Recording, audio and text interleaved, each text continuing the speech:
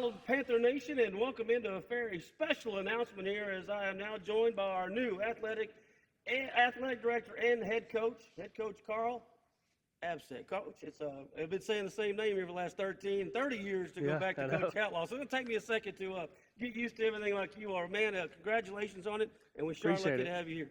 I'm excited. I'm blessed to be here, excited to be here, and we've got our feet on the ground as fast as we could. 18th overall head coach for the Lufkin Panthers, and it's a big shoes to fill. Obviously, Coach Outlaw came in 1996, followed by, after he passed away, of course, Coach Todd Quick, who retired last year. So it's kind of been, for the last 30 years, the Coach John Outlaw tree. And I just think this is a big historic moment for all of Lufkin and the community. And, boy, looks like they did a good job. Well, I appreciate that. We've had our share of success where I've been, and I'm very proud of what we've been able to accomplish, and I'm hoping to bring that here and do that in Pantherland. Well, 102 wins. You've been to the state tournament, or you won it as a head coach once. You've been there again, lost to Denton Ryan, which, they do a little more recruiting than we do. They were pretty good. 2 other great trips as an assistant, though, but everywhere you've been, man, I was looking at these playoff losses, and most of them are teams that either got to the finals or won it, and they were one-score games. So, especially that run at Cedar Park, boy, you had some teams there. We did. It was a process. We were there for 16 years. When we got there, they had never been to playoffs back-to-back seasons. The best run they ever made was in 2004, which was ended by the Lufkin Panthers in the state quarterfinals. And so, we got there, we built it up from there, and it got to be the expectation not only of the community but of the kids as well, and they worked toward that every year. Well, let's go back, Coach. From Bridgeport, which is up in North Texas. Yes, sir. And there, went to Ranger. Now, I went to Tarleton. Coach Allen wasn't there when you were there, was he? The baseball coach? I don't know. I didn't make it past Ranger. We spent a lot of time over in Stephenville, though, every Thursday night, Bostocks and I'm sure we saw you a couple the Dodge times House. Yeah, the good old days. But from there, you started with another legendary head coach, and Coach Britton there at Wichita Falls. And that was a very big place, and I'm guessing that's where you learned a lot, coaching under one of the best to ever do it. Oh, I was certainly blessed to be working for him. He'd had a lot of experience at that time, but he was very meticulous about the steps, about the little things, and how you handle kids, how you treat kids, the way you talk to kids. His influence on me is immeasurable, and like I said, I was very blessed to get the opportunity to work with him. What are some of the? I just know when I was at my first job, you learned a lot, and you're right there with one of the best. What are one of the 2 or 3 things that you took from him, not only to bring here, but your next stop's down the road? Never promise a kid something you can't guarantee to deliver.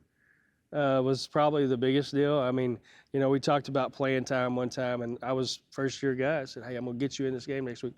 He said, "You don't have the ability to guarantee that." And I said, "All right, lesson learned. Never did again." And then the other thing was just that the little things matter. Steps matter. If you're supposed to step right, drag left, then that's what you do every time. And if you do that consistently and you take that across all the things within a game, you're going to have some success. So you got there. Well, before we go backtrack, give us a couple of things about yourself, maybe away from the football field or here in the gymnasium. When you get home or you're free for a weekend, what are some of the things you like to go do? I like yard work. That's about the biggest hobby I have. What I also like to build things, tinker, woodwork was a thing that I used to do before I had kids. I'll shoot baskets. I love playing ping pong. Kind of just a sports guy, and if my son's home, we'll try to go play golf every now and then. Well, I was about to say, you're playing golf now. That's about it. I can handle that. Yeah, I'm terrible at golf. They always say a football coach should never be a great golfer, but I fit that description for sure because my game has gotten considerably worse since I got out of college. But that's pretty much what we do, spend time with the family. And you met your wife yesterday, so obviously, and you got a couple of kids as well, and he's about to graduate, and your daughter's about to head graduate to as well. Yep. What did they do growing up? Gunner played football and baseball, and then Carly played volleyball and softball until her sophomore year, and then she just finished with volleyball. Well, got a full family. How do you think they're going to like Lufkin? They're going to be fine with it because for the most part, they're not going to be here. I mean, no, they're fine. Carly That's what she said. She said, "Daddy, this is for you and Mom because I'm going to go to school." So they'll be ready to come back and visit. The trees are a lot bigger here than they are in Odessa, but for the most part, they're going to be kind of on their own at this point. Well, you got it all set away, Coach. You got 10 years as the head man. Again, 102 wins. That is a pretty good number there through 10 years at the two spots. What was the biggest difference as you left from Cedar Park and traveled to Barbers Hill? You brought some guys with you, but again, you haven't been there. I'm sure there had to be some hurdles to get through or challenges when you first got there. Well, I mean, in reality, it takes time to build a program the way you want it to be done. And to create that program from the ground up, it takes time, and sometimes people aren't willing to give the time that it takes to do it right. In the sense of, at Cedar Park, it took us really from 2005 to 2010 till we really started rolling. And then from 2010 to 2021, we only won less than 11 games once, and so there's a factor of development that goes into it. That was probably just the biggest deal, is just time, some luck, really. We had some really catastrophic injuries this past year, and honestly, 2 years ago is the same way. We've had some kids that have missed time that really hurt us because of lack of depth.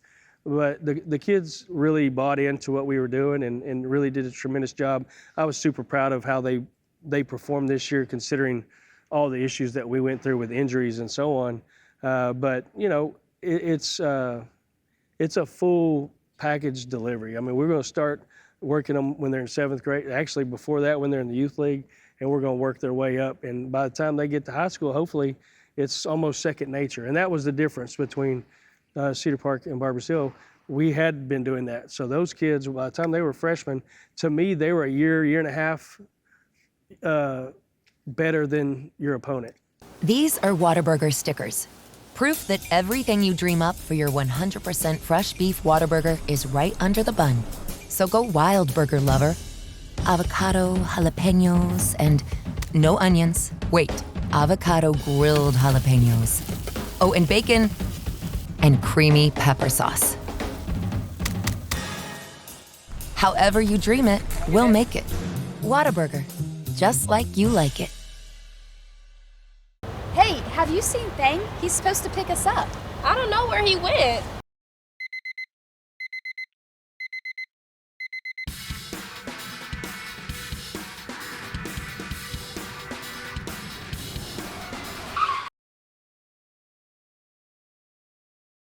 Hey guys, it's game day, let's go. Hi folks, JJ Webb here from JM Chevrolet, your East Texas Chevy dealer, and we're fired up for this Lufkin Panther football season because at JM Chevrolet, we back the pack. So let's go, Panther Nation. JM Chevrolet, together let's drive.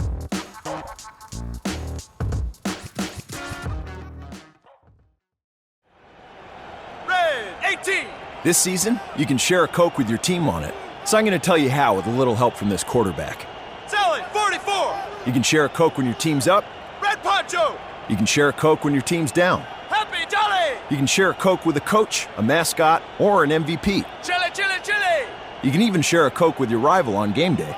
Turbo. Or you can share a Coke when you're giving out your famous guacamole recipe in a completely packed stadium. Cilantro, chopped onion, squeeze a lime, Roma tomato, hike. Share a Coke with a fan this season. Ice cold, delicious. Share a Coke is back for the fall football season. We all know what comes with being a fan. The ups, the downs, and everything in between. Whether you've just won a big game and want to celebrate with fellow fans, or want to share a Coke with your best friend whose team just lost against their arch rival, Coca-Cola has something for you. Share a Coke with a teammate, rival, or best friend this season. Looking to earn extra cash? Got an old grill or bike taking up space? Bring it to CMC Recycling right here in Lufkin to turn your scrap metal into cash. CMC will recycle your metal, transforming it into new steel that will be later used in exciting new structures and products. CMC accepts a variety of metals, and the team is ready to assist you and ensure your experience is seamless. Open Monday through Friday from 8 a.m. to 4 p.m. Learn more at cmcrecycling.com. And welcome back. As once again, we are here live with our brand new athletic director and head football coach, Mr. Carl Abseck. Coach, once again, appreciate you taking a few minutes. I know it's kind of been a whirlwind. You got the announcement from Dr. Hockenberry and everybody on the school board yesterday afternoon. It's kind of been a go meet and greet everybody since then. Oh, it's been great. I mean, I've seen almost every group. I'm going to see the last group that we haven't seen today at 3 o'clock with our 8th graders, our boys and our girls. So it's been awesome to see all of the kids. They've been excited to see me. And I've gotten to see all the facilities, kind of working my way around, and still got a lot of things to look at and do, but I've met all the kids almost, so I'm excited about that. Well, I heard you yesterday at the board meeting speaking, and of course, I get to talk to a lot of people throughout the community, and I've been asked, involvement in like the junior high or the youth football leagues, and I know you're going to take a big interest in that because a kid just doesn't get to the freshman level and decide he's going to play football, or any sport for that matter. What'll be your first line of order? I know our spring drills and all that stuff starting up pretty quick, and you'll be hitting the ground running here already, but what's your thought process and how will you handle some of that stuff as you get going? Well, I mean, we'll have a lot of install with these guys during the course of spring. Typically for us, from about 2 weeks prior to spring break until spring ball started, which is usually around April the 17th, we did two days a week just straight football during the period. So we're going to get the balls out and start throwing, catching, working footwork drills as a DB, steps, hand placement, all your O-line, D-line drills. But really, we wanted 10 to 12 what we called football days prior to start of spring ball. So we called that pre-spring install, so that on day one of spring ball we can hit the ground running. And so that's kind of what we do there. It will be similar at the middle school as far as getting started with basic install during their athletic period before, most likely kind of in May, so that they have a pretty good idea going into the summer what they're going to be asked to do. And then it also gives us the ability to get them all talked to about strength conditioning over the summer. Typically in summer we would we worked out 4 days a week, Monday through Thursday. And 3 of those days we'd do skills at the end as well. So we'd have them for 3 hours and work skill development. So for 3 of those days, but we'll have to make adjustments based on personnel and where we're at and where I'm at in terms of feeling like we're set and ready to go. But we're going to do a lot of football stuff, whether it's working with the youth, starting with our youth league people, and getting them up to speed on terminology and what we're doing. I want us to all be aligned vertically from the ground up. So we've done camps or clinics for our youth coaches. We've opened up our facilities for them, and that's all the things that I'll most likely look at trying to do here as fast as we can.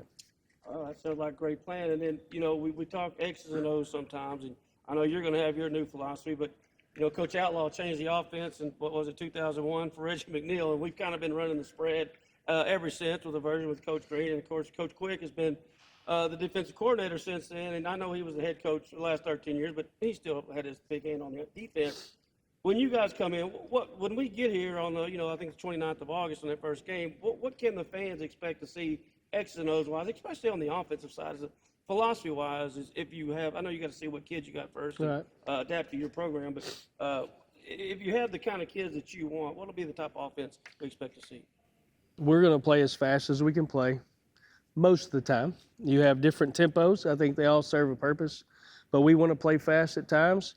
I want to be flexible enough to give you a diverse amount of different formations. I think formation alone is something that really causes trouble for defenses because you can create additional gaps by condensing the splits. You can widen them out and create gaps with your linebacker play to create matchup issues or space issues.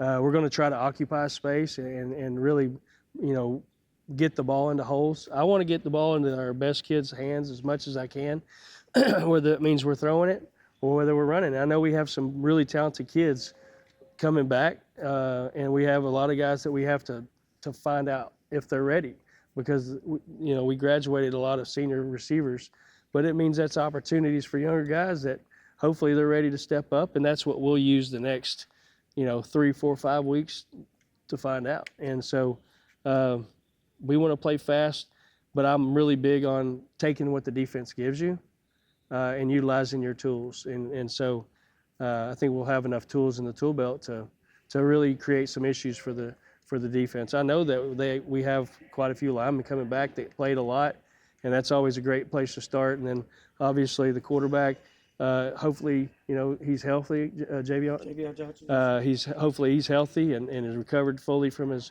shoulder, because I think he's got some really nice tools that I'm looking forward to using. No question about that. Is that you call play? I mean, I know you're on the offense side of the ball normally, or have been in the past. Do you call plays or? My OC calls the majority of the game. I've obviously got override input anytime I want it, but we've been together for a long time. He's been the offense coordinator the last 4 years and really done a nice job. I mean, offensively, we were the number one ranked offense last year in terms of points and yardage, and we were the same. We were number one in district 2 years before that. So he's done a really good job of trying to play complementary football with the defense, because defensively, who you're playing, all those things play a factor in how you play the game too, in the sense of whether if I want to play fast but it hurts my defense, then you slow it down, So you got to work together on that piece at the end of the day, it's about winning. No doubt about that. You kind of mentioned the strength and then the condition, that stuff. In your last stops, have you had a guy that's kind of been so-called a strength and conditioning coach on your staff at your last 2 stops? And is that something you might try to implement here? We have had a guy that was his primary.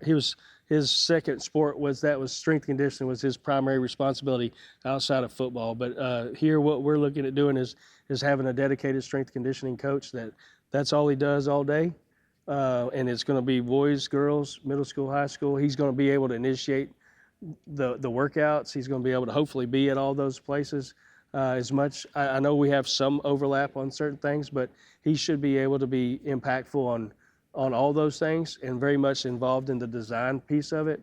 So that's something I'm looking at hiring for us to be utilized from the 7th grade up. I bet it's going to be good stuff. And before I let you go, Coach, I mean, you've been at some very nice places, obviously, and you've had a first look around here. Now the pack here is pretty state-of-the-art for itself. But looking around the football facilities, maybe the weight room or whatever, have you seen something that kind of stood out that you think that maybe we need to, to help the kids out upgrade, or any kind of facility upgrade that you think might be in need here in the near future? There will be some facilities that need to be upgraded. Everything needs to look like this. Right? No, there's a really good foundation. But it's been dated, it's been aged, and I think part of it is just, technology bypass and all those things. We've got to, we're going to do what we need to do to try to upgrade it to make it the best it can be for the kids. But, brick and mortar is still not as important as the kids that are inside of it. And so, as we work through those processes to give them the nicest things that we can give them, the biggest thing is take care of the ones we got. You're telling me you didn't like that visitor's locker room when you brought your barbecue squad up here? I did not. That's why we stood out over there on the track, because it was a little different environment for us. In fact, I'm pretty sure that our kids had never seen a toilet that didn't have a wall beside it. So it was pretty interesting. And, I've played in a lot of different places in 28 years, so I've seen it, but I'm not sure those kids had seen that, and none of them wanted to go to the bathroom. So I'm ready, for some upgrades. And I think, with this building down here on the end of it, as we do some improvements to the stadium, it's going to be something else to look at, because it's a great setting, obviously, and it's got a lot of history. It does, and I think once you get into it, the season gets going, you get in, you're going to realize the community really backs all the programs. It's really a special place to play, and I know you had a lot of choices. I mean, this wasn't the only job you had offered, but you chose to come here. What was one of the big things that made you choose to come be a Lufkin Panther? Part of that is that, obviously I have some friends that are from Lufkin, and they've talked about that. I also wanted to be the AD, and there's not very many 5A, 6A head football coach ADs anymore. And then obviously coaches like to have athletes, and there are athletes here. And so as a football coach, I want to have a chance to go compete and, try to make it to Arlington. And so the better athletes you got, the better chance that happens. And so that part's exciting. So, there's a lot of things that weighed into that, but I really enjoyed, the idea like I had at Barbers Hill, where it's a one-school town. Everybody rallies around that. It makes it a big deal. It's kind of a big deal. So Why not? It's going to be great. I know I wrote a couple of dates down for you that I know we got a lot of work to do there. And I'm sure you already know this, but you're going to get thrown right into the fire. August 29th is Longview Lobos. We head up to Lobos Den, and Yep. we haven't won up there since 2005. That'd be my first time there. Oh, you've never been? I've never been. Oh, boy. That'll be exciting. We're going to want to kill that train on. Hopefully they won't get to blow it all night. How about that? Don't let them score. They don't get to blow it. And the They're other pretty day good. that we've all got our popcorn out and ready is probably obviously going to be September 26th. When we head down south a little bit, I think that's going to be a pretty interesting night, and for a lot of people, yourself included, but we'll all be rooting for you, I promise. You know, the biggest thing about it is the first district game. That's exactly right. So that's all that You matters. get that dub. Yes, sir. All right, Coach, man, we can't tell you how much we appreciate the time and look forward to visiting with you and hopefully working with you as football season gets to go, man. Congratulations Yes, on the sir. job. Very nice to meet you. Appreciate it. Thank you. That is our new head coach and athletic director, Carl Abseck. And, boy, we're about to get ready. He's going to get to work. He's not waiting until Monday. He's starting today. That's right. And don't forget, everyone, tonight at about 6:45, the district championship, 2 top 20 teams in the state going at it tonight right here at the PAC. And we'll have it for you right here on Lufkin Game Time tonight with the pregame show at 6:30 right after we get done here. Coach, see you soon. Yes, sir. Thank you. Don't go anywhere. Gary Ivin Jr. for Lufkin Game Time.